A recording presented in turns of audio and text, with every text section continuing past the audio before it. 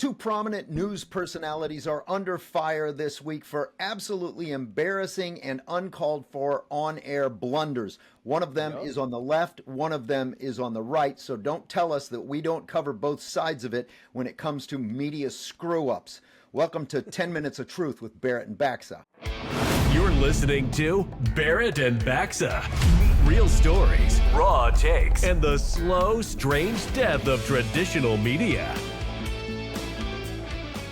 Yeah, this Matt Gutman thing is absolutely unbelievable. This guy, Matt Gutman, is ABC News Network. So, I mean, this is the top, basically the top. If you're a reporter, network ABC, that you have reached the top. And this guy has humiliated himself to the point where now he's groveling with apology. You know, when a guy comes out, when a guy does something and then the next day he's groveling with apologies, it's obvious that, he knows he effed up. It's ridiculous. There's two words I heard today. I mean, I listened to 20 different podcasts. The word swooning and the other word is gushing. So Matt Gutman, even the Huffington Post said that he was gushing, and the Huffington Post is about as left-leaning as you can get. Bob, though, set it up. Explain what he's talking. Explain what he's talking about here for those who don't understand what they're about to hear.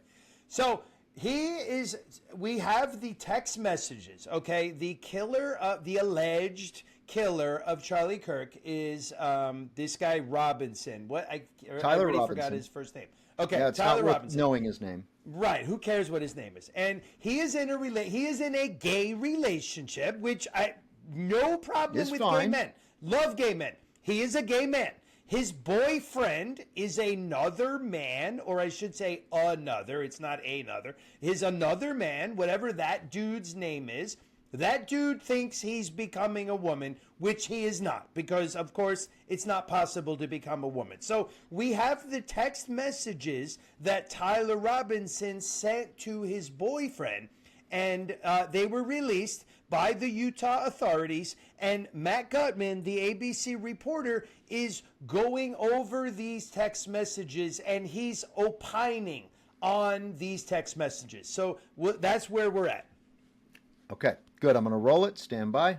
Seen an alleged murder with such specific text messages about the alleged murder weapon, where it was hidden, how it was placed, what was on it, but also it was very touching in a way that I think many of us didn't expect. A very intimate portrait into this relationship between the suspect's roommate and the suspect himself, with him repeatedly calling his roommate, who is transitioning, calling him my love, and I want to protect you, my love. So it was this duality of someone who the attorney said not only jeopardized the life of Charlie Kirk and the crowd, but was doing it in front of children, which is one of the aggravating circumstances of this case. And on the other hand, he was, speaking so lovingly about his partner. Where do we even start with that?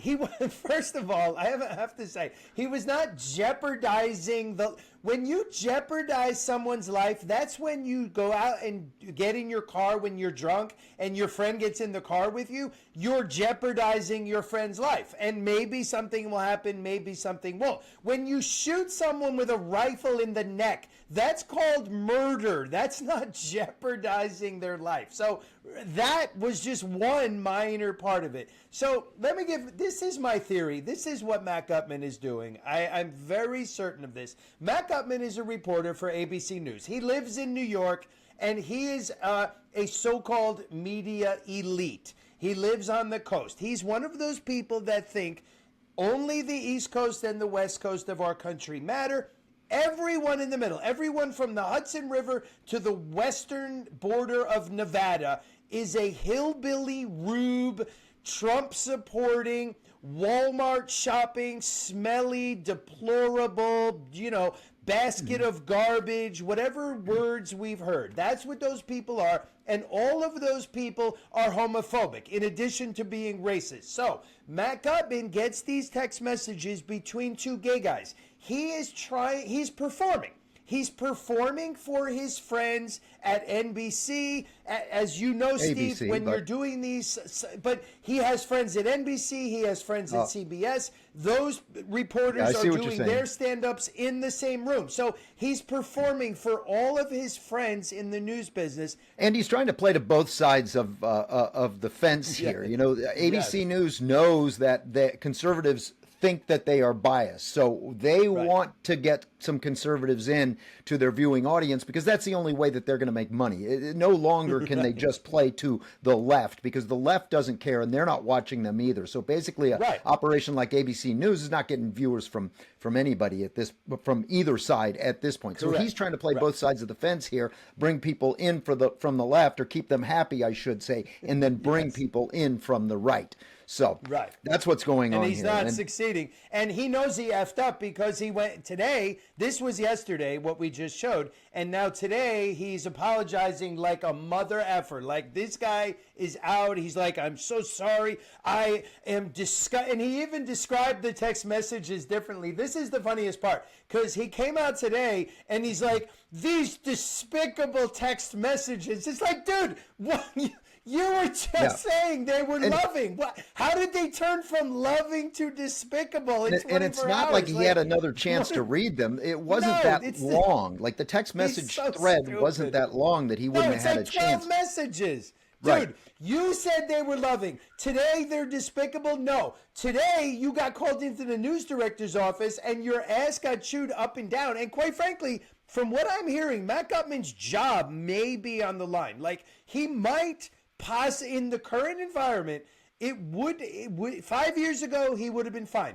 Today in 2025, this dude's job could be on the line, and he is. 5 years ago, no one even would have mentioned. It would have except been nothing. Maybe Fox, except the conservative side of things. But now everybody's mentioning it. CNN is reporting on this. Everyone is reporting on this. Everyone's and meanwhile, backing him. And when you look at the text messages, they are absolutely sick. The way that he should have been reporting on this was that they are absolutely sick and from a demented person. Let me read you just a little bit of it, why I say that. Not that I have to explain it, but and I want to point out that Tyler Robinson, this guy is an idiot, man. He thinks that he left no evidence behind, and you can tell in this text message. Okay, this is just a part of it. Tyler says to his boyfriend, no, they grabbed some crazy old dude, then interrogated someone in similar clothing. I had planned to grab my rifle from my drop point shortly after, but most of that side of town was locked down. It's quiet, almost enough to get out, but there's one vehicle lingering. And his boyfriend says, why? And Tyler says, why did I do it? Boyfriend says, yeah.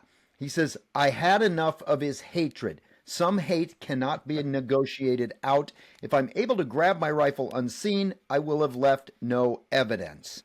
He says that only if he picked up the rifle, that would be the only evidence.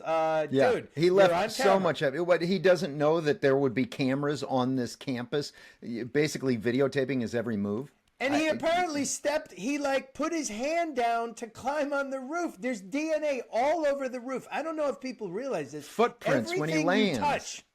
Everything you touch now, you leave your skin cells, and they can get your DNA from your skin cells. So they've got this dude's DNA all over the roof.